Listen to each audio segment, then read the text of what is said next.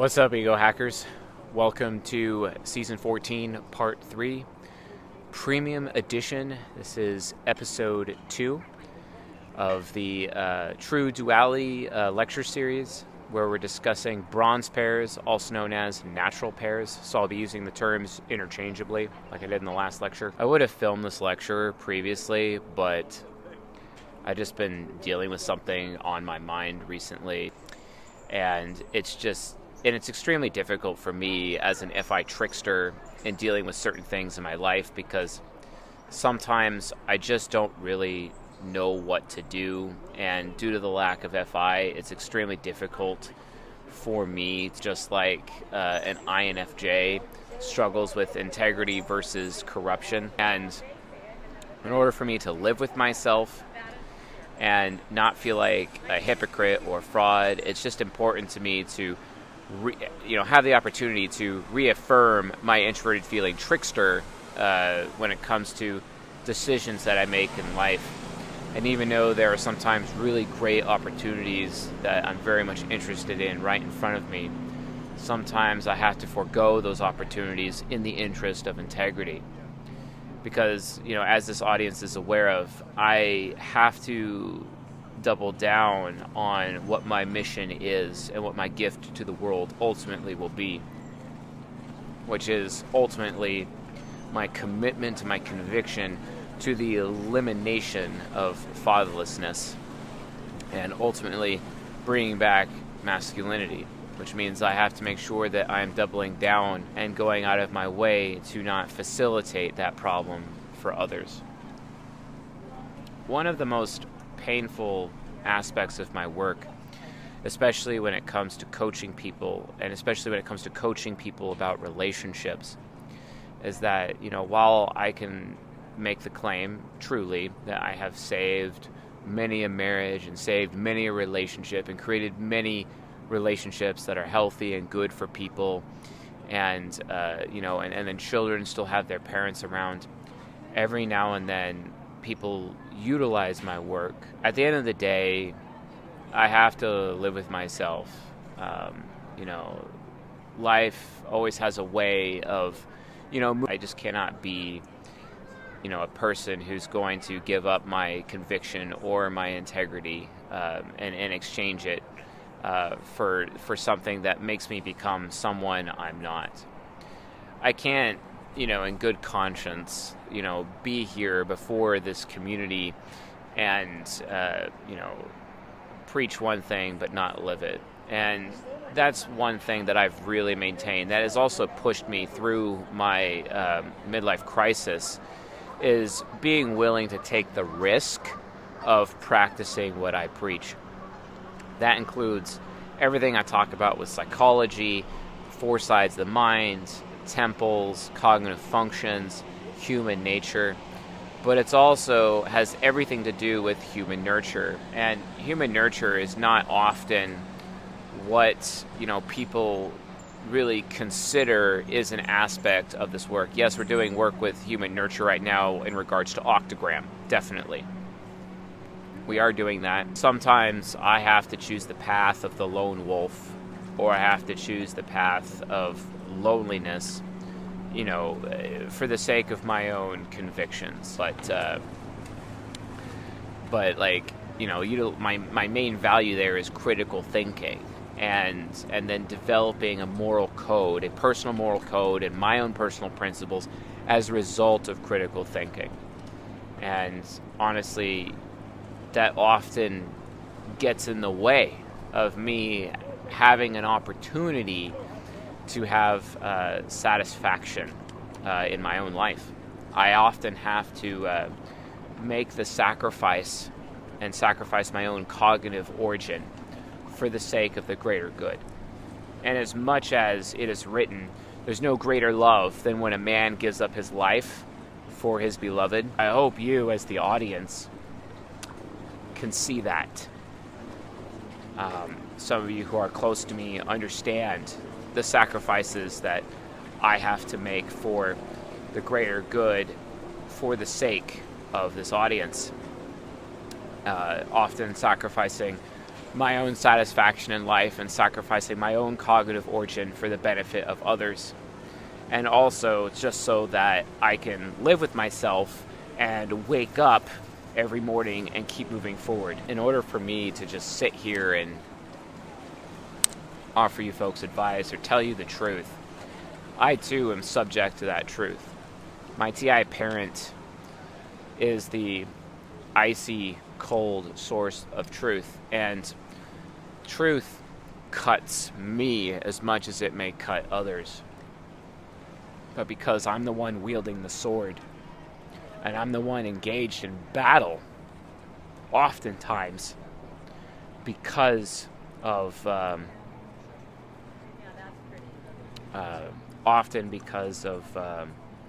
circumstances of my life and the sacrifices I have to make, that I am duty bound to make for the sake of this community, for the sake of this audience, for the sake of this movement, for the sake of my insanely stupid hope. I just wanted to make it abundantly clear that, and this is relevant to the lecture. I'll explain why. I just wanted to make you abundantly clear, telling the truth, it really is the path to loneliness. It really is. Because the person that is hated the most is the person who tells the truth. Or as Plato puts it, he who tells the truth is the person who is subject to the most hatred by others.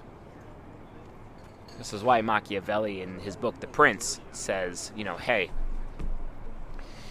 if there's an idea going around and people en masse, like a large group of people accept that idea, well, then it's most likely to be untrue because the majority accepts it. And any idea accepted by the majority, not only do you have to take with a grain of salt, but you actually should, if not are duty bound to assume that it's false. I mean, just open up a history book. I bet just because the collective accepts it to be true. This is the burden of TE Critic. This is the same burden that the ESTP type has. And TI parents both walk the path of loneliness in this world because we are burdened with extroverted feeling child. Extroverted feeling child just cares so much, and it cares enough to be willing to risk our own alienation and risk our own loneliness for the sake of telling the truth. Even if it doesn't benefit us, even if we get cut down by our own swords, our swords being our TI parent function. And, this is why it is written, he who lives by the sword will die by the sword. Why else do you think John the Baptist, another TI parent, an ENTP, who was said to be the second coming of the prophet Elijah before his third coming, basically, because, reincarnation in the Bible is a thing, contrary to popular belief. You might want to look that up. But, even John the Baptist told the truth about, a political leader in time, and he ended up being beheaded for it, And Kevin Samuels, also, someone who told the truth. Well, he's dead now. Malcolm X, who told the truth. Well, he's dead now, etc. So TI parents over time end up really having a lonely life and ultimately a lifespan that ends up cut short because when they tell the truth, they're at risk of, creating such a high amount of alienation. They already have the struggle to loneliness, but eventually, in the same way that Socrates was telling the truth, ultimately his life became required of him. And I'm not going to sit here and pretend that my life is going to be any different. The reality is that I have accepted my lot in life. I have accepted that and made my peace with God that, because of my work and because of the truth I tell, my life literally might be required of me. Or, to be honest, so I'm not lying to myself, it will be required of me. It will be.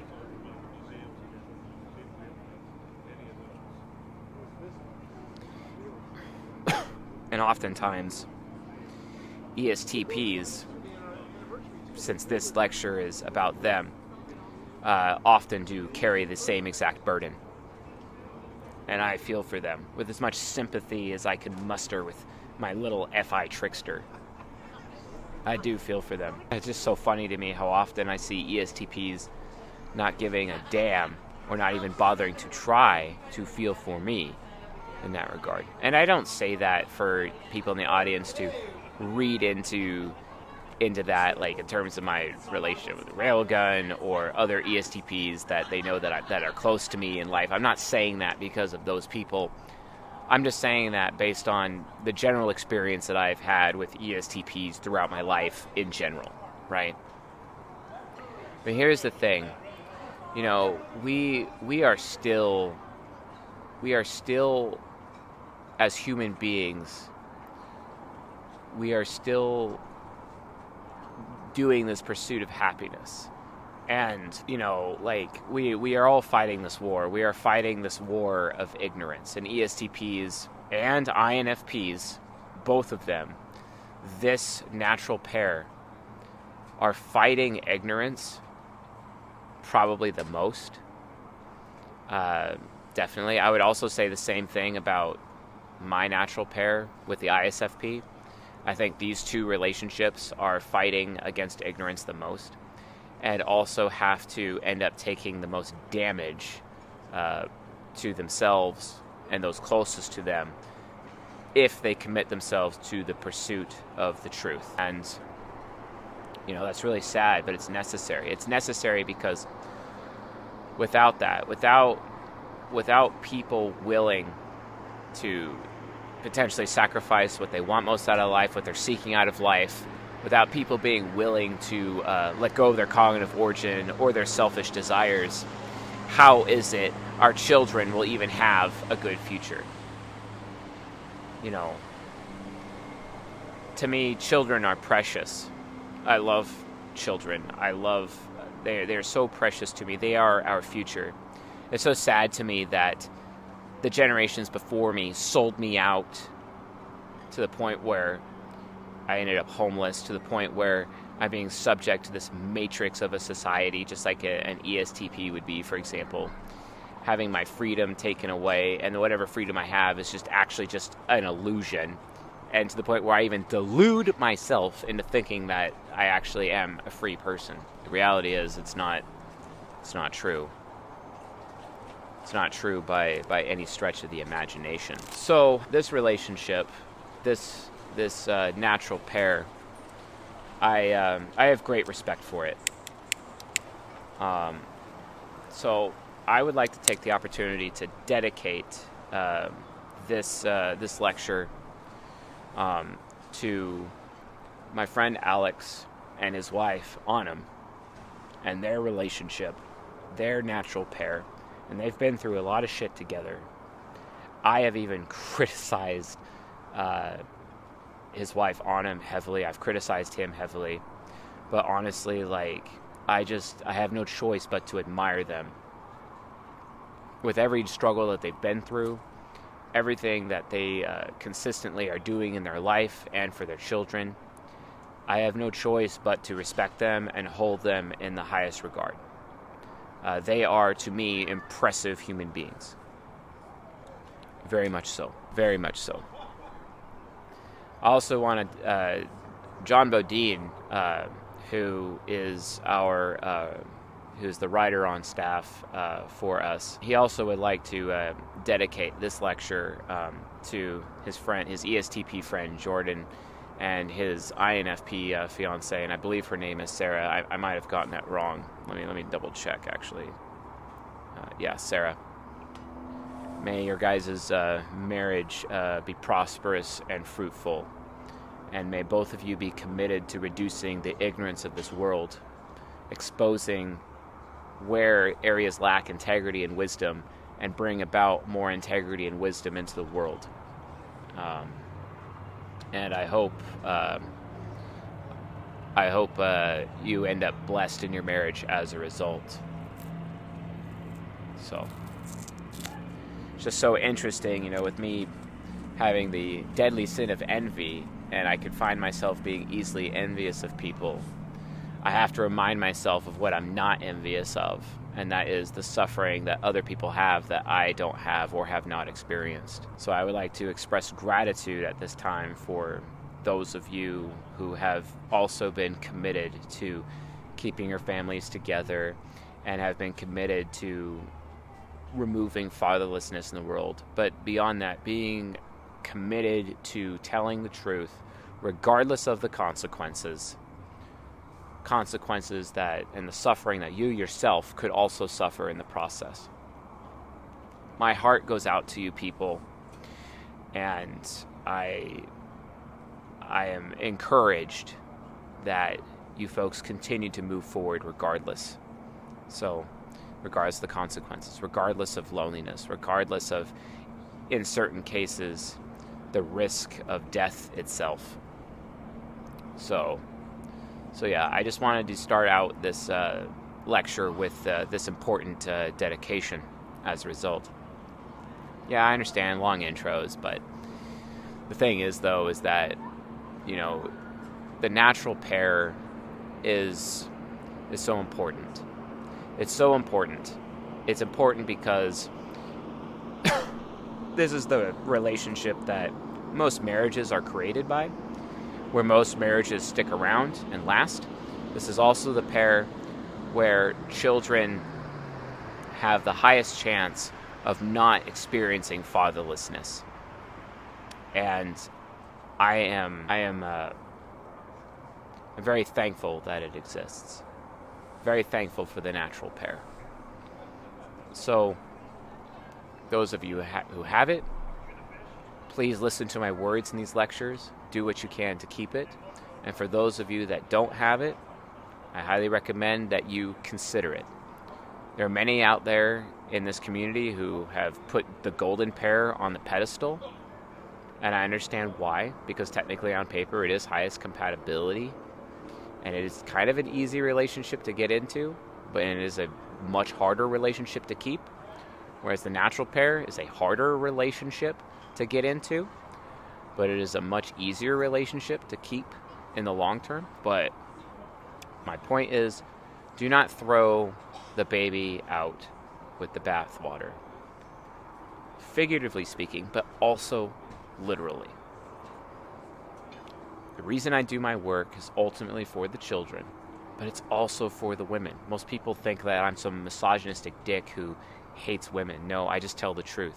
And I tell the truth because women are the apex of God's creation. They really are, because they were the last thing that God created on the earth. So yeah, it is with a very heavy heart, especially with my recent experiences. It's with a heavy heart that I am delivering season 14, part 3 to you folks here in the premium lectures.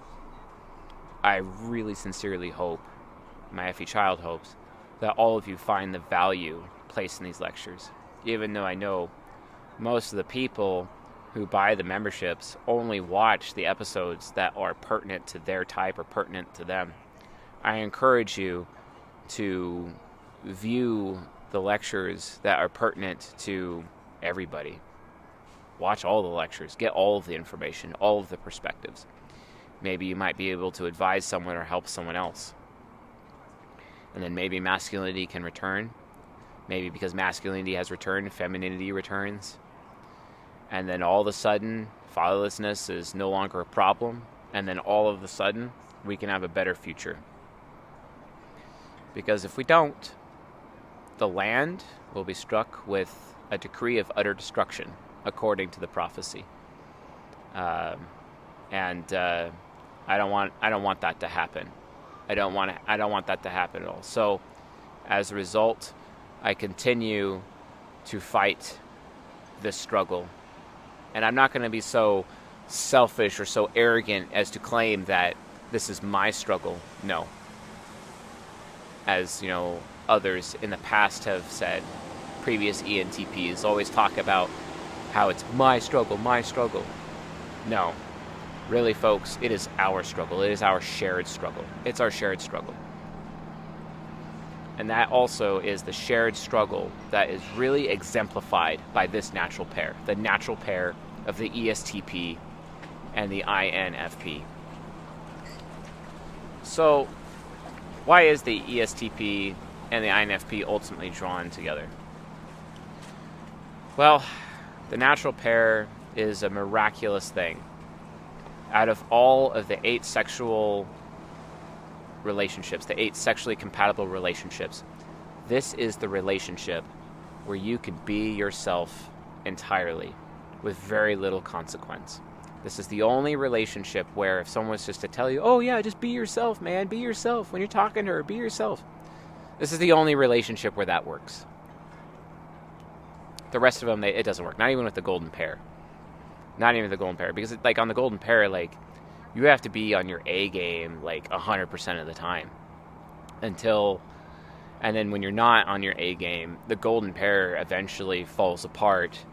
And then it often leads to breakups because it's the highest highs and the lowest lows. Ultimately, the golden pair towards the beginning is unsustainable.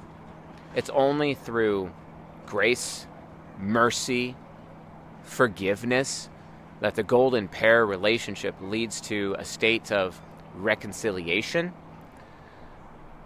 The natural pair, though, is the be yourself relationship and does not have the burden of requiring or needing grace, mercy, and forgiveness in terms of reconciliation, because the golden pair is tested at that moment of a breakup and whether or not that couple will become reconciled. If they become reconciled, they'll keep their relationship indefinitely. But until they reach that point of reconciliation, that point of the lowest low, that point of the basically the eventual breakup that they will suffer, whether or not they come back together, that's the true test of the relationship. The natural pair, however, has it a lot easier in that regard because you can just be yourself. And it's no different for the ESTP and the INFP.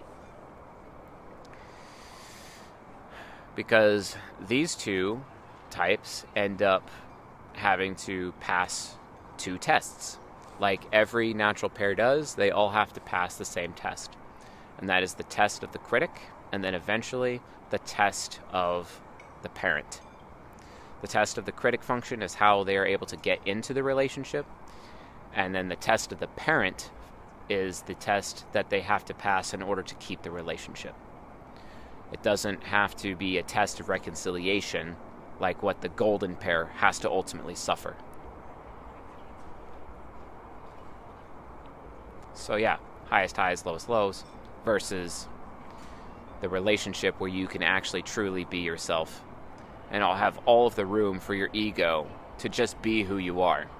When previously, especially in my life, you were never given the opportunity to be who you are. Because, like, your family wouldn't let you. Like, in my family, the egos of my parents would not... There was no space for my own ego because they had to have space for their egos within the context of their marriage. Which is not a bad thing. I'm not judging them. But the thing is, though, that's ultimately why the natural pair exists. It gives people an opportunity to finally be who they are, to finally be accepted by another person based on who they are. And that is so crucial and that is so critical to ESTPs. Very critical to ESTPs. In some of the most critical way. Because, as I've said previously, ESTPs are, without a doubt, the most lonely of all the types. And they do carry that struggle and that burden with them every single day of their life.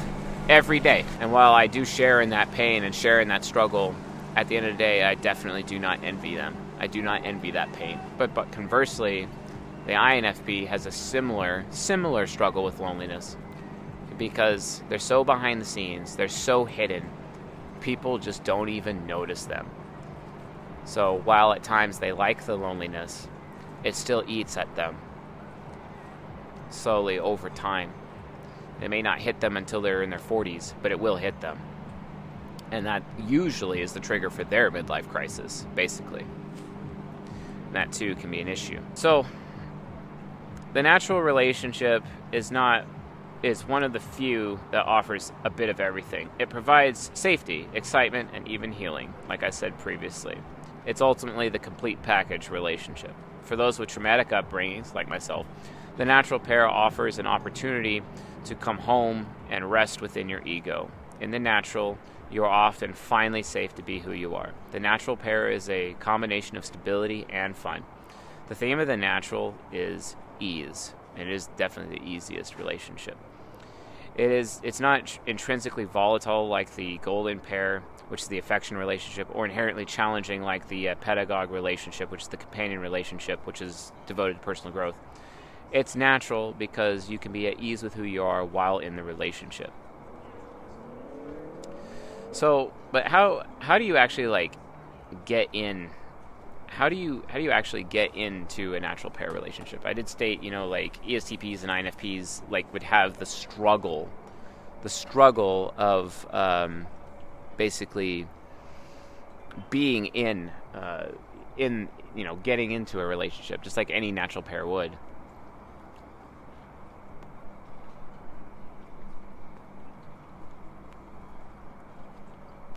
Trying to keep this cigar alive. I should probably cut it again. Actually, I'm going to take a break from it for a minute. So, and really the reason why is because of what something called it's called the test of the critic. The test of the critic. Basically, in order to get into a natural pair, the ESTP and the INFP have to have some semblance of their inferior function being developed. And while this can come really easy to certain people with certain octograms, it's especially difficult for atypical octogram people. So those are the SD, subdeveloped, SF, subfocused types, or the UD, unconscious developed, unconscious focused types, like myself and Chris Taylor, for example. Atypical types oftentimes really, really struggle with their inferior function development because they're hyper immature or hyper mature, focusing everything they have on happiness while abandoning all wisdom, or focusing everything on wisdom and maturity while abandoning all happiness, basically. So really the natural pair ends up becoming like a salve or a bastion or a place of safety, stability, and ultimately fun for atypical octogram people with their atypical human nurtures. Which can be a struggle, and it's no different for ESTP and INFP. But from their perspective, the INFP critic function is NI critic, right? And they're very critical towards what they want, towards what they desire. And from their perspective, like if I'm going to actually want something and I'm going to go for it, my partner better know what they want and actually be willing to go for it more than me. That's ultimately the test of the critic from the INFP perspective. The test of the critic from the ESTP, they have extroverted thinking critic. And extroverted thinking critic is all about ignorance. ESTPs oftentimes, eventually, because their introverted sensing nemesis takes a while to catch up. It's not so easy for them like it is easy for me. But ESTPs eventually, over time, and they usually don't admit this to other people because they don't really want to make it conscious, because if they do make it conscious, they have to do something about it. They have to take action. It's just why they won't say certain things or be unwilling to admit certain things, because admitting it means it's being forced into the concrete. It's no longer abstract because it is conscious at that moment. It is concrete. Therefore, they feel like they are forced to take action in order for them to be able to perform within their life. So ESTPs, they eventually become aware of their own ignorance, and they cannot suffer being in relationships, or especially with like a natural pair, they cannot suffer their INFP natural pair being more ignorant than them, or at least seeking to become less ignorant. ESTPs, if they actually bother to read a book, or if they develop the healthy habits of trying to reduce their ignorance, basically, and they're committed to that, and they go out of their way to be less ignorant in their life, that ignorance they cannot suffer an INFP who's choosing to keep their head in the sand and being ignorant. This is why oftentimes in natural pairs, ESTPs are constantly dealing with the credulity and how credulous INFPs are, where INFPs outsource their thinking to other people, which leads to ignorance. And this bothers ESTPs. So if the extroverted thinking inferior is able to get over its fear of what other people think, and is focusing on reducing their own ignorance by reading and gaining more knowledge for themselves, the ESTP just never wants to feel more knowledgeable than an INFP. And that's the test of the critic from the INFP, or from the ESTP, for the INFP. So if those two prerequisites are met, the test of the critic from the INFP and the test of the critic of the ESTP, at that moment, they're actually viable to begin having the natural pair. This is how these two types are even able to get into a relationship. So they have to have some semblance of inferior development in their life between NI inferior and extroverted thinking inferior, introverted intuition inferior and extroverted thinking inferior, to be able to even have the relationship to begin with. This is why it can be difficult for people to get into natural pairs ahead of time. Very difficult. But then, to keep the relationship, that becomes the test of the parent. And while the relationship is insanely fun, it's, from the child function of the ESTP, being extroverted feeling, and its relationship with the introverted feeling hero of the INFP, and conversely, the INFP's extroverted sensing child and its connection to its hero, the extroverted sensing hero. Both of these functions, they end up cognitive looping with each other as a result of compatibility, and they have that cognitive loop, which leads to enablement in the relationship. Enabling can be a very bad thing, and they can enable each other to the point where growth within the relationship and all personal responsibility can actually be thrown out. And this is where you see the INFPs and the ESTP, you see this natural pair just stagnating in their life because they're just so easily enabling of each other. And the test of the parent basically comes into play in order to keep the relationship, because eventually they can become ignorant of how they're enabling each other, and then because of that enablement, and because their egos are basically being enabled, personal responsibility is lacking, and then the relationship can actually break down such that where they are harming themselves and harming each other within the context of the relationship. That's where it can get bad. But then they must pass the test of the parent. And the test of the parent is, instead of the critic looking towards the other person's inferior function, is their parent function looking towards the inferior function, where the ESTP's TI parent then is basically becoming the new guidance function for the extroverted thinking inferior. And that introverted thinking parent nurtures that extroverted thinking inferior and takes responsibility for nurturing and verifying that extroverted thinking inferior. It's where the ESTP takes it upon themselves to protect the INFP from being ignorant, basically. But then also, conversely, the extrovert intuition parent and its relationship with the introvert intuition inferior, the extrovert intuition parent is definitely then teaching and nurturing the introvert intuition inferior how the introvert intuition inferior can make better choices and have better options, responsible options. That way, the introvert intuition inferior is no longer creating huge obstacles or messes for other people to clean up. And as a result of that, this is what keeps ESTPs basically out of jail, because the INFP is able to provide guidance and warning to the ESTP in a gentle way, and then show the ESTP what the consequences of their actions are ahead of time in order to avoid trauma, in order to avoid jail time, in order to avoid the ESTP losing their freedom. Because ultimately, freedom is a privilege for the ESTP, and the extrovert intuition parent, the INFP, is aware of this. But also, knowledge and having more knowledge and having power and authority is a privilege on the part of the INFP, and the TI parent of the ESTP is aware of this. So in order for them to keep their relationship after they've passed the test of the critic, eventually their relationship will have the test of the parent. And then if their parent functions are being developed, then they can actually keep their relationship and keep their relationship going indefinitely. This is why this relationship ends up being statistically the relationship that people end up getting married the most, but also this is the relationship where people are able to stay married and stay together, okay?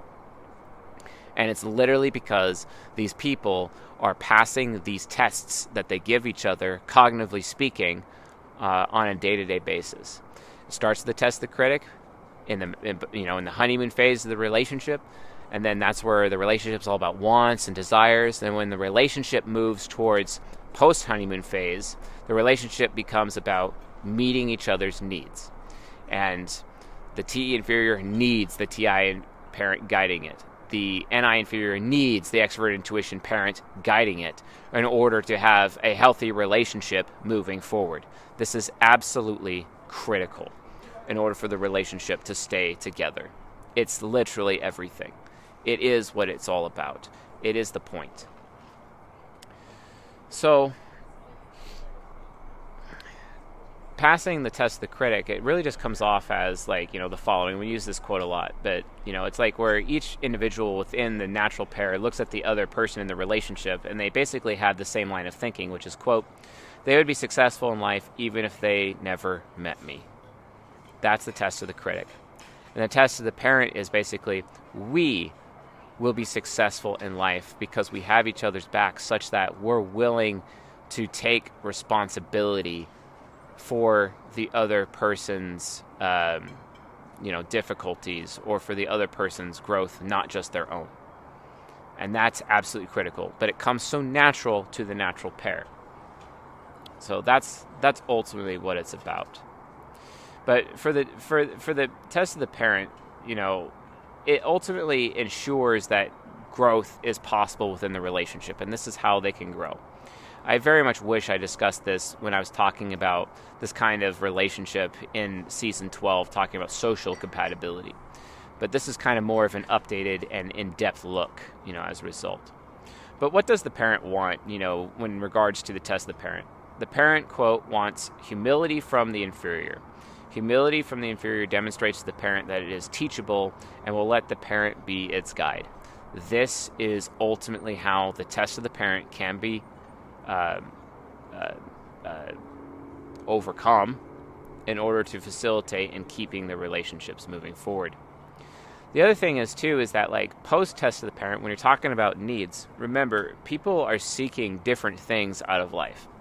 INFP, we call it cognitive origin. INFPs are seeking power and authority, whereas ESTPs are seeking intimacy and connectedness. That's what they're going for. That is their origins, their temple origins. That's what they're seeking the most out of life. And that's what they are also bringing to the relationship. But there's also shadow origins. ESTPs are looking for justification in their shadow origin. They're always wanting to be absolved for their wrongdoing because ESTPs are intrinsically aware, especially with their INFJ subconscious, they are intrinsically aware of the failure and their potential to fail in life. And they are aware of their extremely high failure rate. If you want to understand types that fail the most, well, probably that's the ESTP. They are walking failures, and they know it, and they often try to conceal that failure from other people. And it's so interesting to me, while the INFJ ego is afraid of failure the most, it's because of that fear of failure and ultimately the fear of rejection, but that fear of failure that they have that ends up keeping them from failing often. Whereas ESTPs don't have that fear of failure, but they end up failing most often, and that too is a huge problem. But then extroverted thinking inferior, they have the highest opportunity of being the most ignorant. INFPs can be the wisest of all the types, the most knowledgeable of all the types, to the point where I'm even saying they're the most intelligent of all the 16 types, but they are at risk of being the most ignorant of all of the types, where they would rather live in a reality that they have constructed based on their dreams instead of living in a reality based on truth, based on knowledge. And if they become lazy and stop knowledge seeking, well, they're not going to be happy in life, and they're not really going to have power and authority. But their secondary cognitive origin that they're looking for is validation. The thing is, though, is that when an ESTP brings their intimacy and connectedness to the relationship, their origin. The INFP actually ends up learning that cognitive origin actually is better for them. It's better for them to feel connected. It's better for them to be intimate with an ESTP archetype from a Jungian analytical psychology perspective. Why? Because the cognitive origin provided to them by the ESTP actually gives them more validation. They end up feeling more validated as a result of being more connected and more intimate with the ESTP. And conversely, when power and authority is being brought to the ESTP ends up feeling justified, because the ESTP is like, hey, guess what? And this is very similar to what we talked about in the ESTJ INFJ lecture. The ESTP is like, wow, because I have this position of authority and this position of power in my life, because my INFP partner is empowering me in my life, because I'm being empowered as a result in my life by this person, by my natural pair, the side effect of that is I have all the justification I would ever want. I would have all the absolution I would ever want. As a result of this, it makes for an absolutely great relationship, because they're able to adopt the other person's main cognitive origin, and as they help the other person get and receive their cognitive origin, power and authority versus intimacy and connection, both of them are able to get their secondary origins needs met, which is absolutely incredible and a true testament to the power of what the natural pair can do for these two types. It's miraculous. It's amazing. I highly, highly recommend it. So the parent's influence to the inferior and subconscious temple compatibility proves that there is a path for mutual growth within the natural. And it's not just mutual growth with their main origins. That mutual growth is also present with their secondary origins, which is absolutely critical. It is beyond critical. But before we get into the inner workings of this relationship, let's actually talk about gender differences between the two types. INFP women versus INFP men, ESTP women versus ESTP men.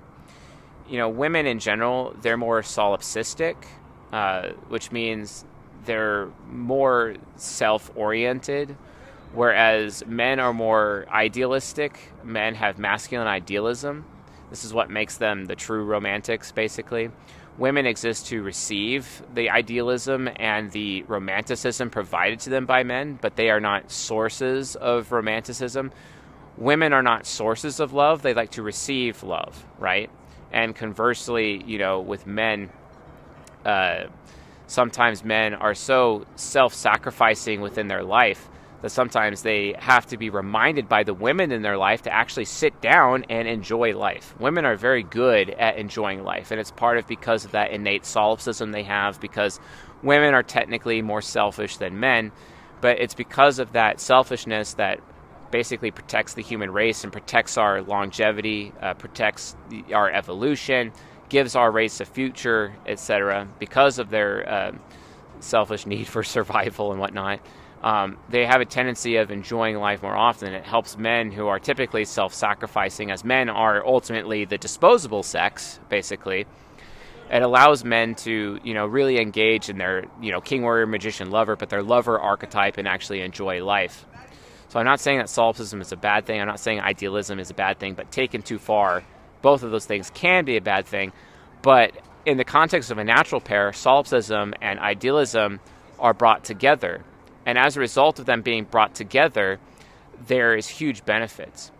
Women can learn from, men to be a little bit more self-sacrificing, and men can learn from women to be a little bit more selfish. And this is very healthy for people within the context of a masculine-feminine relationship, because it allows each of the sexes, each of the genders to experience a level of completeness that they were not able to experience previously.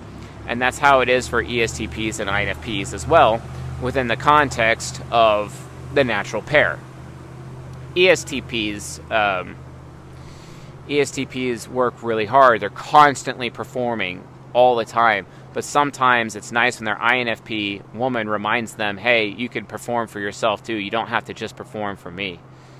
Conversely, INFPs end up being this bastion of endurance, and they just keep going and they keep going and they keep working hard and they keep going hard.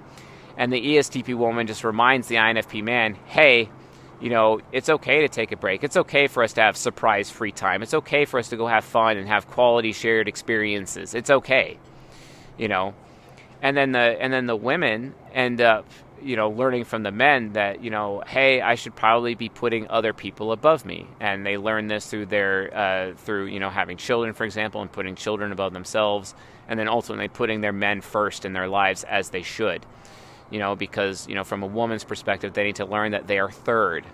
They are third in their life. The men are first. Their man is first, and then eventually when they have children, their children are second, and they are third. This is why women typically, especially in ancient times, would be the last person to go to sleep and the first person to wake up. And it's that they could see the example by the men and the male idealism given to them. So, an INFP woman being really, really diligent and making sure that they are constantly learning for the sake of their family, or an ESTP woman learning to treat those closest to them better than they treat new people, instead of being like, ooh, shiny new people, and then ultimately treating people outside of their family better than those closest to them, which is another way that manifests. But that's ultimately how that works. And the natural pair helps facilitate healthy masculine-feminine relationship by having a very even exchange of solipsism, a healthy exchange of solipsism versus idealism, such that both people in the natural pair get to experience it both and and they're able to grow and become the best versions of themselves, more complete versions of themselves. To the point where I maintain that the natural pair, probably out of all of the 8 sexual compatibilities, is the natural pair where people have the highest potential to reach what is known as holiness. And to be holy means to be complete and lacking nothing. Completeness is something that men especially aspire to, but women, through their example, have an opportunity to experience it in as much as men have the opportunity to feel complete by experiencing everything that life has to offer through the solipsism that their women provide them. This is absolutely key and definitely a foundation of what the bronze pair or the natural pair offers to people. It is exquisite. Very exquisite. So let's actually go into like how the relationship actually how it actually works. What is the mechanics of the ESTP and INFJ relationship? So what's really great about the natural pair is that you have emotional compatibility and sexual compatibility represented at the same time. It's absolutely great. You have both. Everyone's emotional needs are being met. Everyone's emotional wants are being met. Everyone's sexual needs are being met. Everyone's sexual wants are being met, all in one place. Like, the grass is not greener elsewhere. And I could even make the same argument that for a golden pair, the grass is not greener elsewhere either, even though the golden pair has its own pitfalls. And we haven't gotten to the pitfalls of the natural pair yet, but there are some. There's definitely some. But ultimately, they're both present. So, but ultimately, like, how does this really actually manifest? It really comes down to the concept of the childhood hero. The child functions of these two people, you have introverted sensing child and you have extroverted feeling child, and they get to look up to the FI hero. The ESTP's hero is the FI hero, and the ESTP's like, wow, this person is like very moral, they know their principles, they know exactly what they value. I have a hard time figuring out what I value. They're so heroic, and the ESTP just naturally looks up to the INFP in that way. And the INFP looks up to the performance because the INFP knows that they are very poor in performance. They just don't know how they come off to other people. And whereas they see the ESTP just able to give other people a good experience and to guide other people through their experience and have really great shared experiences and perform so well. And the INFP has no choice but to look up to the extroverted sensing hero of the ESTP. It ends up becoming an amazing experience for both of them because they're there with their childhood hero. Literally, it's like a little kid. Have you ever seen that movie Jingle All the Way? And then Arnold Schwarzenegger dresses up as Turbo Man, the hero of the main child of the story, and it's like, oh dang, like my dad is actually like my hero. Wow. and it's it ends up becoming it's a great story. I love that film, Jingle All the Way, because it's also very hilarious. Arnold Schwarzenegger does a great job in it. But, and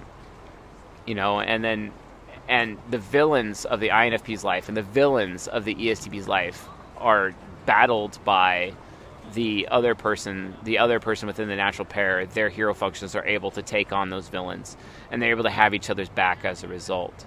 Solomon talks about this, I believe, in Ecclesiastes, where he's like, hey, when two people come together, they have each other's back, and when one falls, they could pick the other up, and they're able to keep each other warm at night.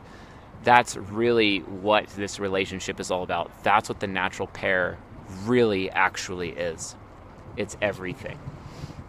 It's all about having that connection. So the connection between the parent and inferior, however, is one of nurturing. The child is in awe of the hero, but the inferior is cared for and nurtured by the parent, which we've already discussed. So looking at the optimistic function, the extroverted sensing hero and introverted sensing child, which is where intimacy comes in. This is like the intimacy cognitive origin. The ESTP seeks out and pulls the INFP close to them by bringing exciting shared experiences that tantalizes introverted sensing child. ESTPs are enamored by the seemingly endless loyalty of the INFP, and their SI child cannot be impacted enough by the powerful extroverted sensing hero. And the extroverted sensing hero gets to enjoy the SI child coming back to it over and over and over, wanting more, constantly seeking out the extroverted sensing hero. Constantly seeking it out. And, and then from the FI hero to extroverted feeling child, which is the cognitive origin that's brought forth, which is authority or power, there is an intimate element to the interaction between FI hero and extroverted feeling child. However, the INFP's FI hero sets the value standards in the relationship. An extroverted feeling child gets intimacy if it looks to the FI hero as an authority regarding its morals, philosophy, and ultimately receiving feedback. And extroverted feeling child is able to get proper feedback all the time from introverted feeling hero, so that all of the anxiety is taken away in the relationship. And let me tell you, ESTPs hella struggle with anxiety from introverted intuition inferior via cognitive axis, because oftentimes they are aware of their own failure and their failure to their capacity for failure, which creates a lot of anxiety.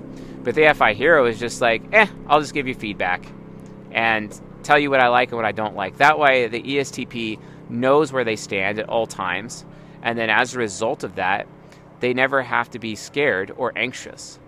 I have to admit that oftentimes, in my relationship with Railgun, she's in a constant state of anxiety because my introverted feeling trickster is not able to provide her all the time with the feedback that she seeks. In as much as that she's not able to provide the feedback that I seek either. But then this creates a lot of anxiety in her because she's constantly questioning whether or not she's actually good enough for me, or she's doing a good job for me, or whether she's performing well for me. And she's so afraid. She's so afraid as a result. And I feel bad for her oftentimes, because it's like, dang, I wish my FI trickster was a little bit more capable to actually provide that for her. And as much as I would wish that her FI trickster would be more capable in providing that for me, definitely. But with her, the anxiety problem is much worse because of that constant fear of failure that is latent to her INFJ subconscious. So yeah. Now, looking at pessimistic functions. So the parent will likely never experience a deeper sense of purpose than within the natural pair. Why? In the natural pair, each parent function is the compatible variant of the other's inferior. The parent literally gets to raise the infant. Whereas, previously in a person's life outside of the natural pair, there probably wasn't anyone willing to be nurturing to their inferior function. They've often had to fend for themselves and take care of their inferior function on their own. But finally, somebody in their life actually cares about their freedom of choice. Someone actually cares about their knowledge and their opinion. And INFPs and ESTPs are just drawn to each other as a result of that phenomenon. So let's look at extrovert intuition parent versus NI inferior, which is also the authority origin. The INFP gains authority by choosing what paths to make available to the ESTP. The INFP has power over the ESTP's future. NI inferior can finally trust that extrovert intuition parent will not set it up for failure. Oh, imagine all that anxiety going away. All extroverted sensing users are seeking people who will not set them up for failure. As far as consequences are concerned, no one is more sensitive to being set up for a bad future than NI inferior. A mature NE parent instills trust in the NI inferior and builds them up to be courageous on their own. Introverted thinking parent versus extroverted thinking inferior, however, which is the intimacy origin. This is where intimacy comes into play. Introverted thinking parent provides clarity to the confusion that can bind INFPs to their false beliefs. A mature introverted thinking parent cuts through the jungle of the INFP's perceptions, dreams, delusions, basically, and demonstrates, often literally and concretely, where the solid ground actually is. They verify the INFP constantly. That way the INFP can actually be sure that they're walking in truth instead of being delusional. Sometimes they can become afraid that they're delusional, or more accurately, they are delusional and oblivious to the fact that they're delusional, but here comes TI parent to rescue from the risk of delusion. That way they know that they're moving forward and staying wise instead of continuing at being at risk of being ignorant, basically. It's amazing. So the ESTP needs to learn to hold the INFP to a high standard, where extroverted thinking inferior is empowered to look outside of their own perceptions. The ESTP can shape the INFP into becoming a great academic and ultimately like what most people would colloquially consider as an intellectual, basically. And the ESTP is able to shape the INFP into becoming someone who is wise and someone who brings wisdom to the world, someone who crafts amazing principles and standards of living to raise the standard of living through their authority for everybody in their life. Amazing. However, that's not to say that, things can't go wrong with the natural pair, and this is where we get to some of the negatives. The biggest risk for every single natural pair is ultimately enablement. We talked about this in the last lecture. We're going to talk about it in this lecture. The relationship can be so sweet that it can turn into forbidden fruit. Enablement normalizes destructive or irresponsible behavior.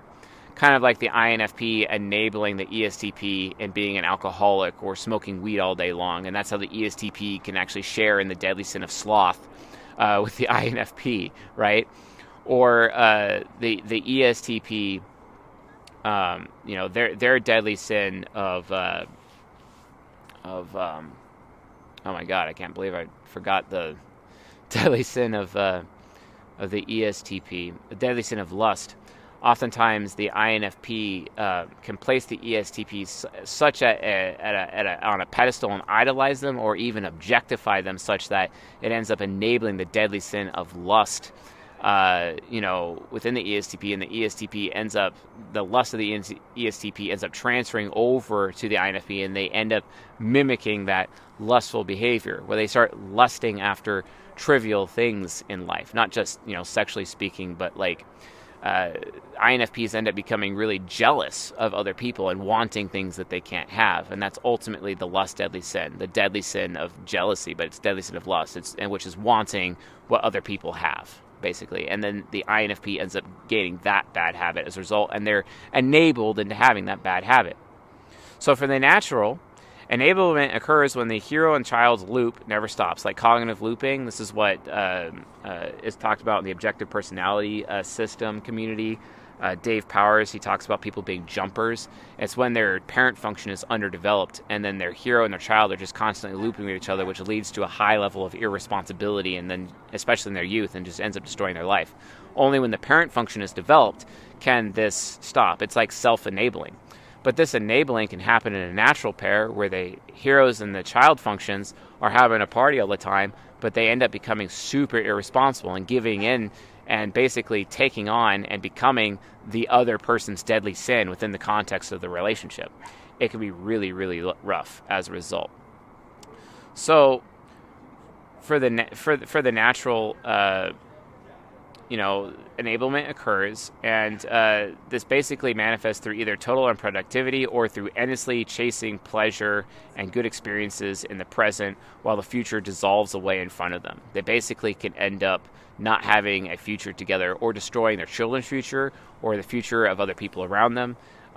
Also, they can also become a burden, not just to each other and to themselves, but a burden to everyone in their lives. And this is why you see oftentimes homeless people who are in relationships with their partners, they're often natural pairs, because it just can become insanely responsible, and all personal responsibilities have been thrown out the window because of these types unable to pass the test of the parent, basically. This is where the test of the parent is basically failed, and it starts devolving and dissolving as a result.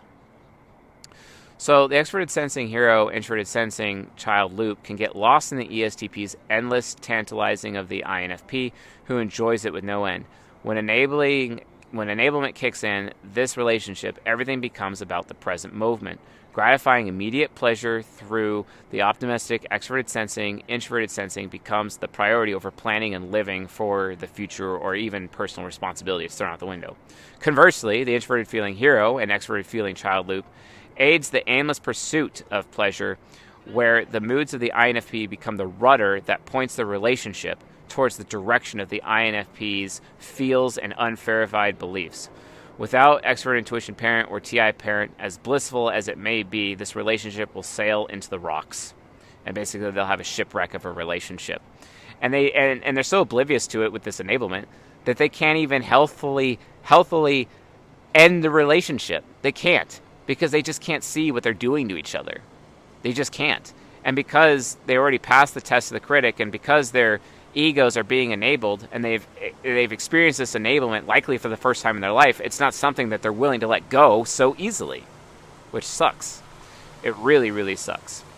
So these enabling loops can also bring out each other's vices. So the INFP vice of treachery, especially as they end up gaining the deadly sin of lust from the ESTP, and they start lusting after other people outside of their relationship and end up betraying the ESTP as a result.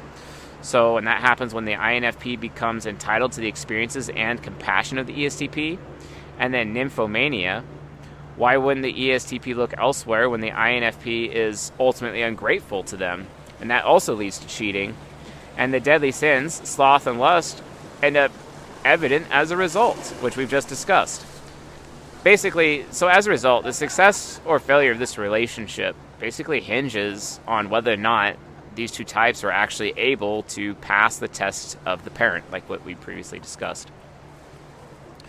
So let's talk about the parent function and how the parent function really contributes to the longevity of this relationship and actually prevents this enablement.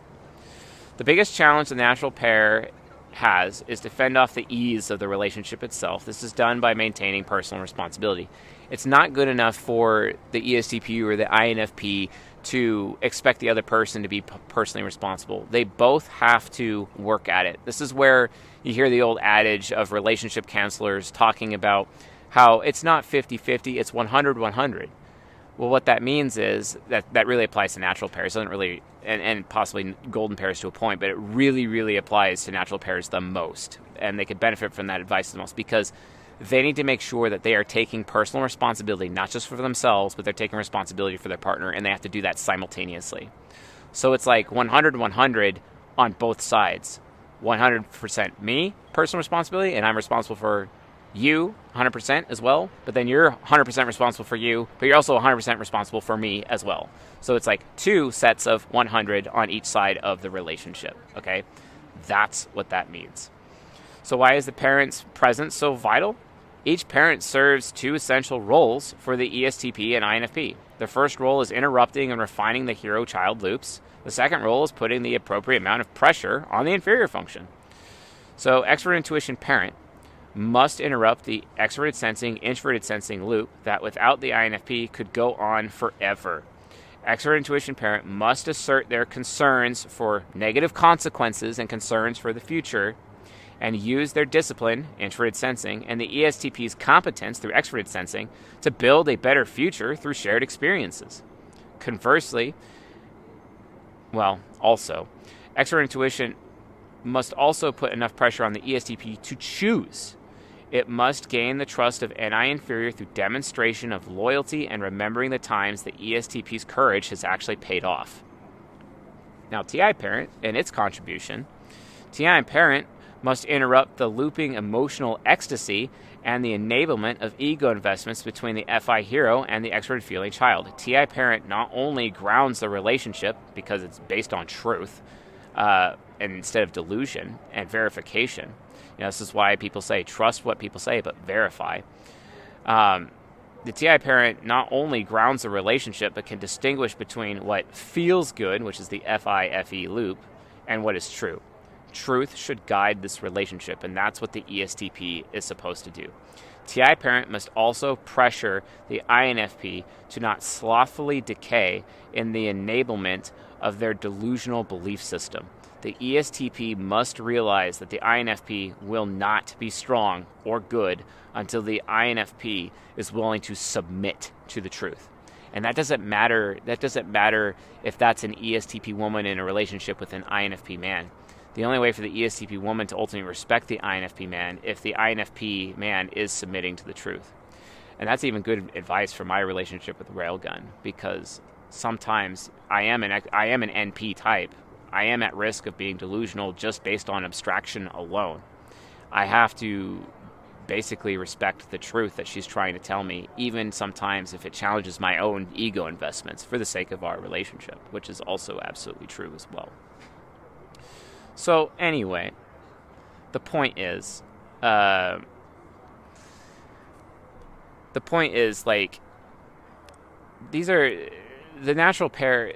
The natural pair is, it's worth it. Yes, it has these hang-ups, but these hang-ups are so easily handled. If getting over the test of the critic, in my opinion, is actually harder than dealing with the test of the parent. The test of the parent should be something that naturally people do anyway, and it will, regardless of the relationship, because everyone, you will have midlife crisis if your parent function is underdeveloped. The thing is, though, is that the natural pair can actually prevent midlife crisis. It can, because of the test of the parent. The test of the parent, if it happens sooner than later, guess what? Then the parent function, then they're protected from midlife crisis. Then they actually have a better future. They are being personally responsible for themselves and for the other person. It's amazing. And they're able to connect with each other at this fundamental level, not just emotionally, but also sexually. And they're able to have all these benefits. It really is the relationship where they truly do actually have each other's back, provided they're being responsible, provided they're not enabling each other, right? Provided that they are aware of the risk of enabling and they can go out of the way to not enable each other, which comes as a result of personal responsibility, which comes as a result of personal growth, growing their inferior functions, yes, but ultimately growing their parent functions, and then using each other's parent functions to grow their own inferior functions, and being willing to allow the other person in the relationship to guide them, instead of just being selfish or arrogant, which selfishness on the part of the INFP or arrogance on the part of the ESTP, which ultimately could lead to the relationship breaking down to the point where they are a burden to themselves, a burden to each other, and a burden to their children, a burden to everyone in their lives. And oftentimes they're very oblivious to that. But the test of the parent prevents that obliviousness. The test of the parent prevents the enablement. The test of the parent, if they pass it, means that the relationship will go indefinitely. And in my opinion, that relationship could even span the afterlife. Because the truth is, the only thing you could take with you when you die is your relationships with other people. Why not take a natural pair with you when you die as a result?